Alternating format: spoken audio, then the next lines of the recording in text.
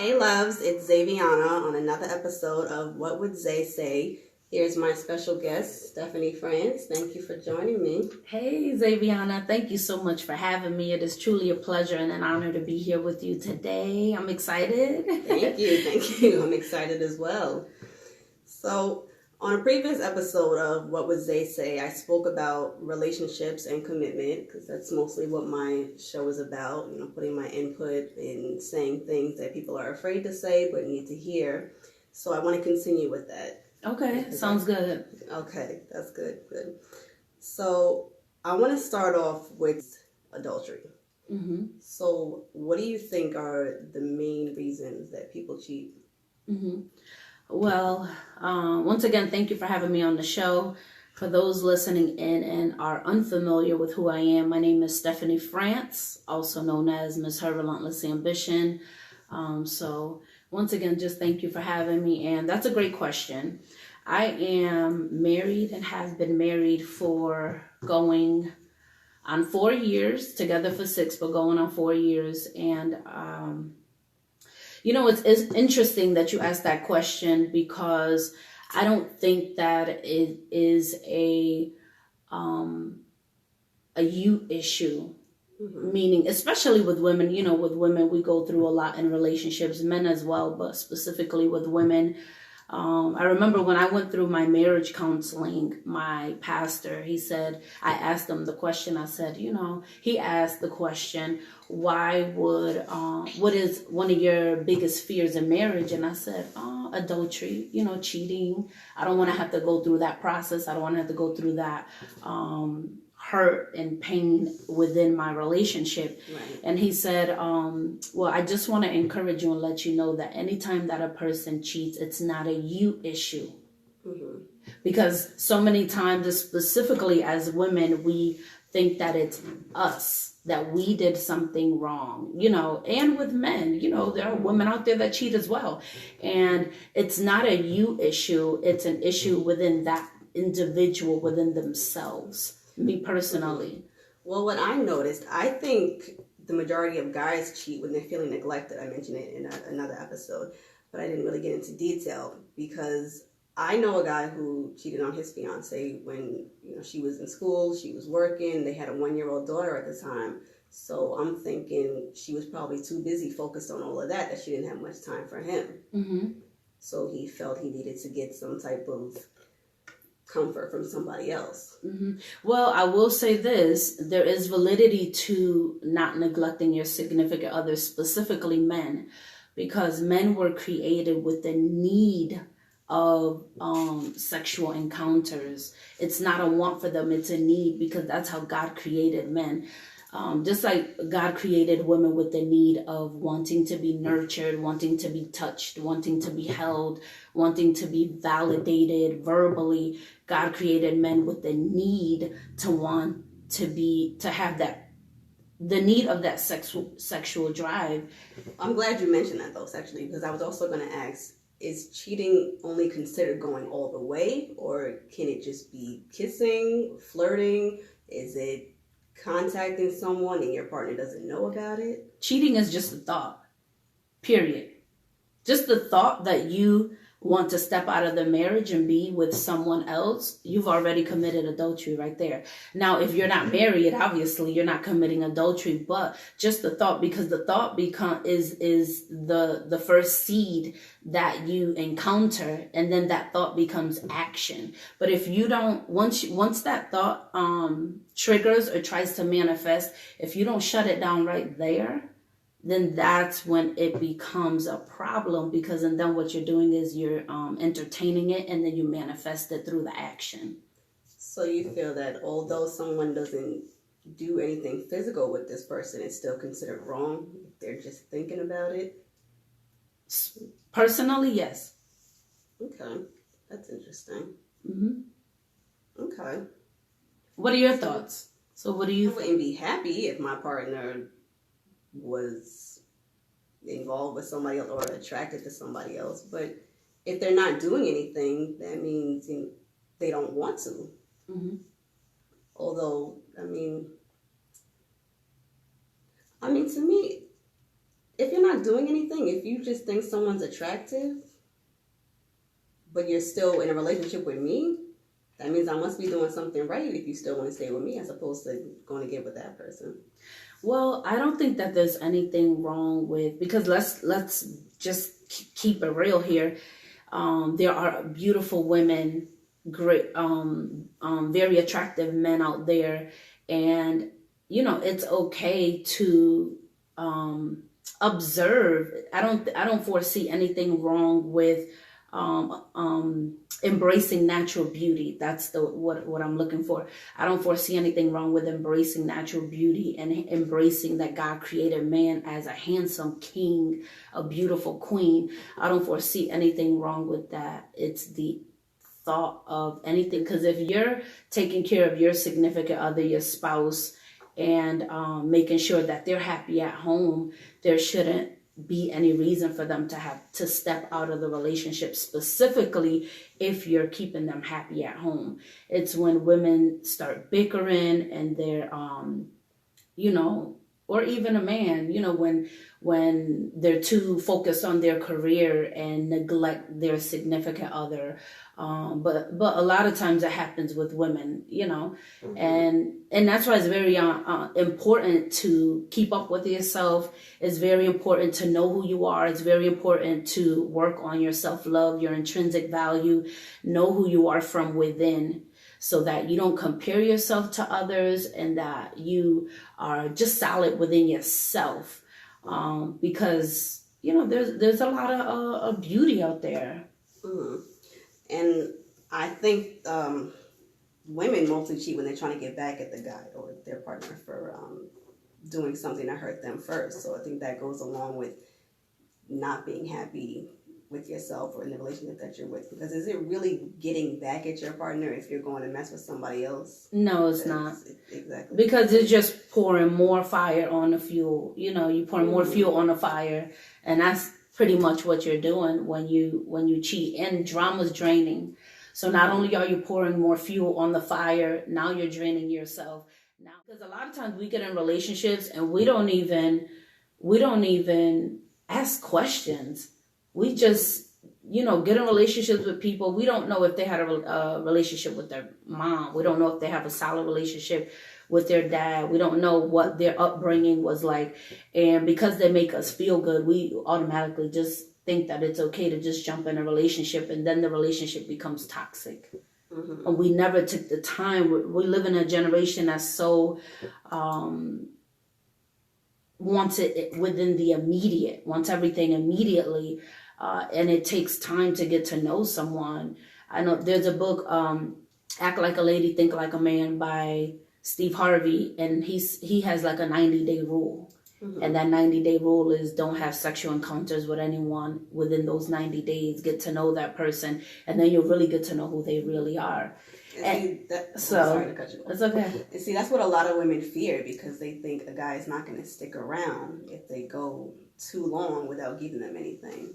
So, well, the thing about it is that when you know who you are, there's no competition, because we live in this day and age where they say, "Oh, there's 10 to 1." No, there's not 10 to 1. Not when you know who you are. When you know who you are and you know that you're a child of a king and something greater than you, and you know that you have standards and expectations, and there is no settling for who you're going to be with, you'll attract who you want. Because it happened to me with my husband now, but significant other at the time.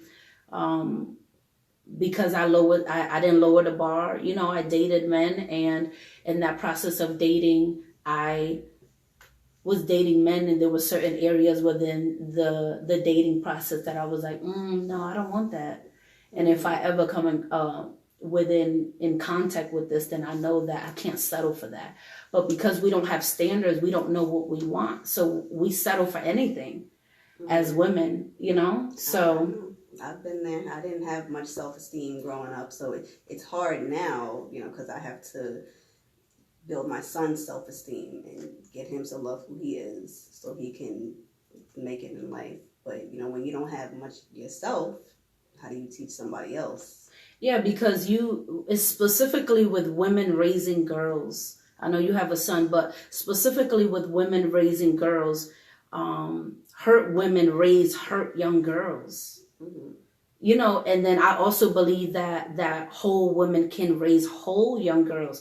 Whole women can also raise a young woman who can be complete and whole within herself. But if you're broken, then you're raising brokenness. You know, and in some cases, that situation can do a 360. Because, for example, with me, my dad was physically abused, verbally abused, mentally abused by his stepmother, and he made a decision that once he had children, that he would never abuse us. Mhm. So, you know, but that's very rare. In most cases, hurt people, and then whole people can help others become whole. Right. Does that make sense? It does. So, what is your advice to someone who has low self-esteem, like to get them on the right track to find what they want?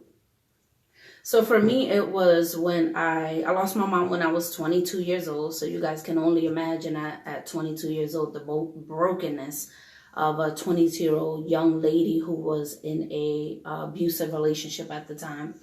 And when my mother passed away, I said, if I can get through this, I can get through anything. Mm-hmm. And for me, it was my relationship when I found my Lord and Savior, God and Jesus Christ, because when I found God, it was like my life started to do a 360. I started to work on my intrinsic value. I didn't know what intrinsic value was. I didn't know that you had to listen to positive content. I didn't know that you had to listen to positive videos and read positive books and pour good into yourself. I was never taught that growing up. So for the woman or young women or man listening in, what you pour in is what's going to come out. The 5 people you hang out with, you become number 6. Start educating yourself on what an affirmation is and affirming what it is that you want. You have to love yourself before you can love someone else. So do you think that interferes with your relationship if you don't love yourself? Does it affect how your partner treats you, or does it not make a difference? Okay, so that's actually a great question. And thank you for everyone that's listening in. So the question was, is it important for you to love yourself in your relationship? Well, before you can be in a relationship or a happy relationship. Okay, so self-love is very, very important because no one is responsible for your happiness. And you've heard me say this before. Mm-hmm. So because no one is responsible for your happiness, your significant other, your mother, your father, your children, your friends, your career, your money, your level of education, your status quo, nothing is responsible for your happiness but you. Mm-hmm. And it's selfish of us to go into a relationship, specifically when you end up getting married, specifically then with someone that you're going to spend the rest of your life with, and putting the responsibility on them of your happiness. You have to work on yourself because we have childhood trauma. Like you said, you had some challenges with self-love growing up and not knowing who you were. And I think it's safe to say that a lot of women, we go through that. And it's not okay for us to put the responsibility of our happiness on our significant others. We have to work on that day in and day out.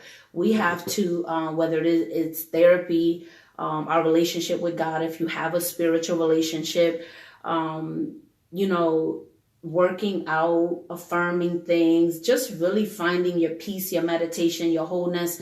You have to work on those things as an entity, and then 2 whole people come together as one. And then when you come together as one with your significant other, then you guys can build the empire together. But it's not okay and it's not fair for you to put the responsibility on your significant other to make you complete and happy and whole. Does that make sense? Right, yes. And I know knowing when to say no is definitely a big thing, even if it's not with somebody you're in a relationship with.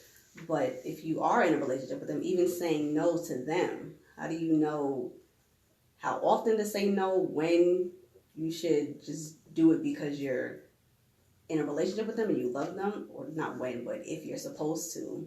No, Meaning, give me an example. No, Like just if you in don't- general, if or you don't want to do something, if you don't want or need to do something, like let's say, okay, I was in a relationship with somebody who no one in his family had cars, so someone was always asking me for a ride, and it was so annoying. But I just kept doing it because I was unhappy at the time. I didn't want to lose what I had, and then when I finally put my foot down, that person, he was gone. So how do you know when to say no? Because I you're supposed understand. to, I understand the question. Okay. So you have to set boundaries from the beginning. And from my experience, you have to set boundaries from the beginning. And if it's someone who truly, genuinely loves you, cares for you, and wants to be with you, they will support your boundaries. Mm-hmm. For example, like the situation with you where the gentleman, once you started saying no, then you realized that he really wasn't genuinely there for you.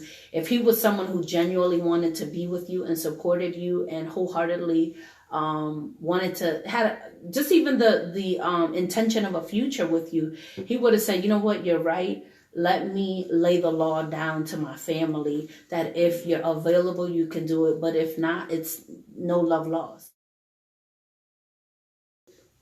In a relationship, do you feel like somebody should run something by their partner before they do something? Like, say, if they're going to change something about themselves, like, say, if a woman wants to cut off all her hair, should she run it by her partner to see how they would feel about her? Or should she just go ahead and do it because it's her body? Mm-hmm. That's actually a great question because I cut my hair. I cut my hair and I didn't ask my husband if I can cut my hair. However, I did make reference to if he cared. So I did ask him, did he care if my hair was long or short? And he was like, whatever makes you happy. That was his response was, whatever makes you happy. You do what makes you happy. And so when I cut it, I didn't ask him because when I initially asked him what were his thoughts, he said, whatever made me happy. And so now, if it's a question that entails finances, a decision with our children, like sometimes we support one another and it's a family decision and it makes sense to make sure I run it by my husband, then of course, right? Mm-hmm. But if it's something where he gives a whatever makes you happy response, then no, I wouldn't run it by him. But if it's rather a decision that affects the family as an entity and a whole, absolutely. Mm-hmm. I most certainly run most and all things by him. Okay. Because that's interesting that you said that whatever makes you happy, because a lot of people these days, I noticed, are faking their happiness and just putting on a show. I mentioned it in another episode also with all this this fronting that people are putting on social media, trying to make it seem like they're in the best relationships, they're so happy. Not saying that you aren't, but a lot of people are doing what they think society wants to see or what they think is going to impress society. Mm-hmm. And everyone is so quick to call me a hater because I don't go around telling people I'm happy for you or excited, especially if I don't know about your situation. Mm-hmm. But to me, that's sad. If you need to go around asking people if they're happy for you, are you really happy yourself? That's actually a good point because on social media, you have to be very careful that you do not compare yourself to what you see on the media, because most people are only putting what they want you to see. Yeah. Let's keep it real. They're putting what they want you to see. I don't really put too much of my children, if you notice, or my relationship too much. My husband does a lot of that. I don't really do too much of it, not because we're not happy or not because we're not, it's just, I personally focus on business when it comes to my social media platform.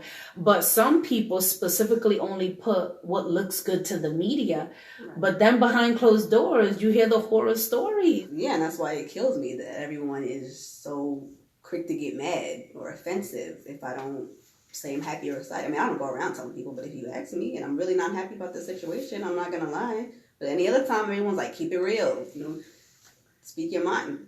Then when I do, it's a problem. So what do you want? Yeah. I don't know. That just doesn't make sense to me. For sure. You're going around looking for approval like that. Yeah, and approval, when a person is looking for approval, there's a lack from within.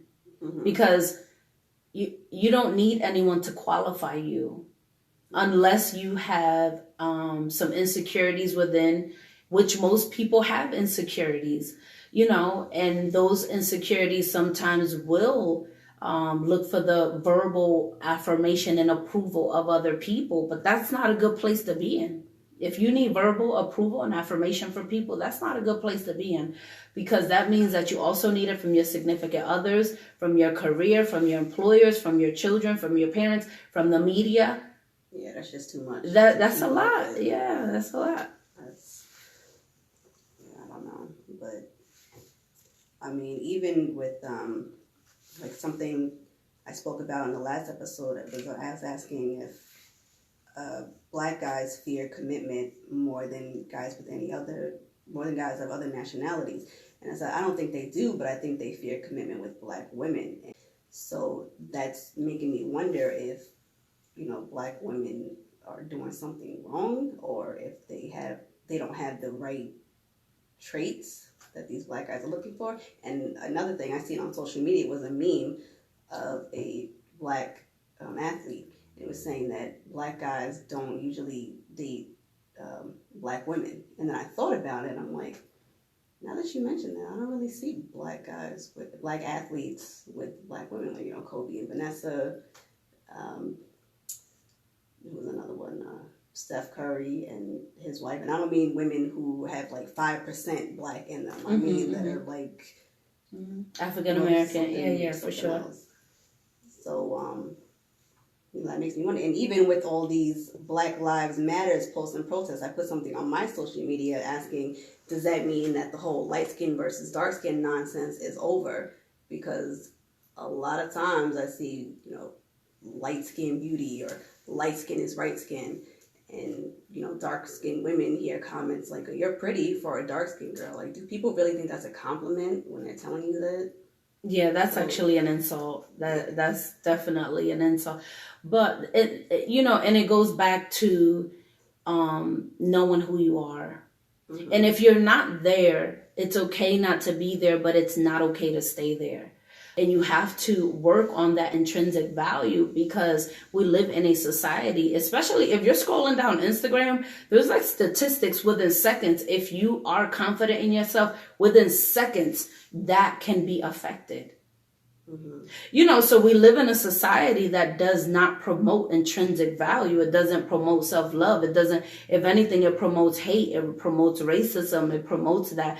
And I think that as women of color, queens of color, we have to do a better job at making sure that we take care of one another. You know, I love Sierra, the one that just got engaged to BK, because she had a live video, and in the video she was communicating, when you see your sister, don't hate on your sister. She's not your competition. Mm-hmm. You're your own competition. The only competition you have is with yourself. And when I heard that, that's me. Mm-hmm. I want to see us all win. Even if everyone doesn't want to see me win, I want to see us all win. I want all women of color to win. I want all light-skinned women and dark-skinned women to become one and support one another as one. My husband, he has taught my son at 3 years old that women are queens. And yes, that men are kings, and you know, and you know, and it's a blessing to have him do that. And my husband wasn't raised by his biological father. My husband was raised by his stepfather, and he was raised by whom he calls his dad. It was still a man, a great male figure who raised him. I'm not raising my son to be a real nigga. We don't do that. My women, my girls, they're not my bitches. We're queens and kings. That's right. I hate how society has turned it into bitch just automatically means, I'm sorry, I don't even know if I can say that on the air, but B just automatically means women and the N-word means guys. No, we are kings and queens. We don't know how to embrace someone opening a door for us. We don't know how to embrace someone picking up the groceries or doing the laundry or taking our children to the daycare. Like, we don't want to embrace that. If he's not a little bit hood, or hood 100%, it's like we're not content. We say we want a good man, but then specifically as women, we say we want a good man, but do we really want a good man? Because when we get them, and then we trample all over them.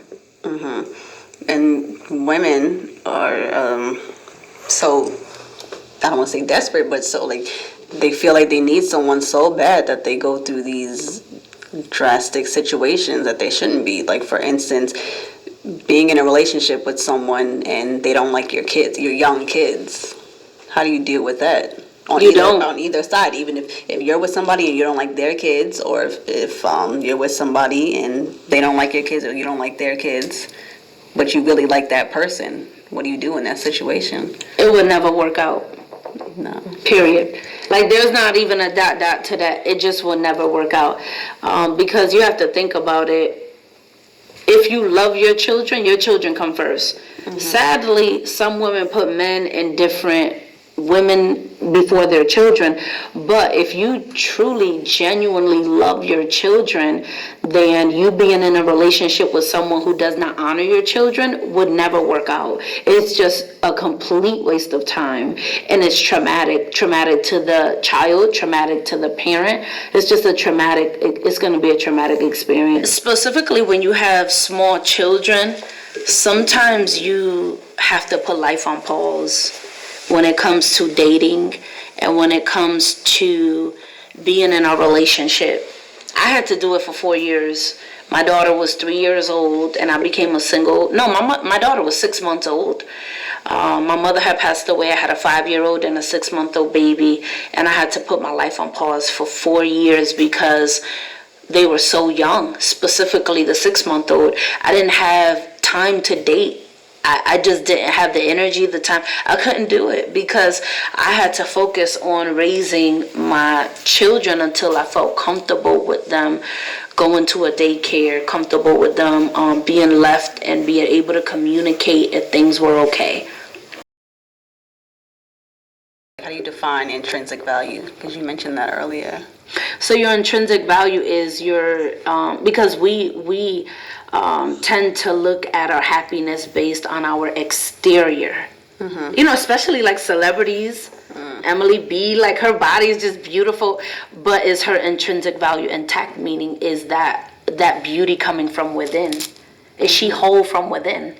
Right? That intrinsic value comes from the inside of you. And a lot of times the answer to that is no. I'm glad you mentioned Emily B, because like we were talking about earlier with the relationships and people calling me a hater because I'm not, excited or happy about somebody else's relationship. Emily B and Fab, right, they were just recently going through some ish, and he was getting physical, and now they're having another baby, or I don't know if she had the baby already, but apparently their relationship is not so happy, but they're bringing another baby into it, and people are so quick to say congratulations, I'm happy for you, and all of that. But do those people really mean it when they say congratulations? Are you really happy for them? You see how their relationship is, and that goes for any relationship, any toxic relationship. Why are people so quick to say congratulations and I'm happy for you if they don't really mean it? Why are you encouraging that person to stay in that relationship if you know it's not where they should be? Whether you're friends or related to this person, you don't have to say it if you don't mean it. But we and it's safe to say that relationships go through things. And she's been through a lot with Fab, and she's decided as a queen that she wanted to stay, and that's her choice, right? Yeah, I know it's your choice if you want to stay in a toxic relationship or if you want to leave. But why do you feel like somebody needs to tell you that? Well, I think that, it's the media. The media is not living, it's not the reality of life. Like the media, the people are going to give you those fake congratulations. They're gonna give you, or they're gonna lurk on your page, or they'll give you a thumbs up, but or a like or a heart or whatever, but they don't necessarily mean it. Now, but you have to be real within yourself. We have to be real within ourselves, and not everyone is transparent with themselves. Because how far does that heart or like actually go? It doesn't. And that's why you, once again, have to know who you are. There are a lot of harsh people that are not happy within themselves, and they target these young adults, So I know. I've gotten it. I've had fake pages made of people leaving comments on my pictures. People were coming after me, and I'm pretty sure these are people that I've never even met before. They're just lurking on my page, and they don't like what they see. But my husband says, "Congratulations, you made it." He said when they make those I forget the terminology for it, but booby pages. He's like, "Congratulations, we made it. You made it." And is disappointing as it is, you made it. Period. Another thing too that's healthy for relationships is you have to keep it spicy. You really have to, specifically with men. You have to keep the relationship. You have to keep, for example, go on vacations. If you can't go on vacation, do a staycation for the night. Do lunch dates. Get creative with your lunch dates. Get dressed up. Put makeup on. Even if you're around the house, buy you a pretty robe. Doing those things go a very long way. I'm very intentional about those things because I know what can happen when man, if we start to drift. Because when we get in relationships, we get so comfortable. And that's dangerous for a relationship. We forget to do the things that we did in the beginning to pretty much win our partner. And win our partners. But isn't getting comfortable like your goal? Like you wanna never. I don't mean like getting comfortable like just settling. I mean getting comfortable like looking a mess in front of your partner, or never. Like how long should you be with somebody before you start passing gas in front of each other? Never. That should never. Let me tell you why. Because that's where us women fail. When we start doing that is when they start. It goes left. But you don't think that's how you see if they truly love you? Like if they're sticking around through all your flaws? Well, you have to have balance with it. So I would have some balance with it. You can go one day out of the week where you're like, okay, let me just see how this goes, But to make it a pattern, because now you're comfortable, that's dangerous in a relationship. Because I always promote, you just have to be on point. You always have to be on point.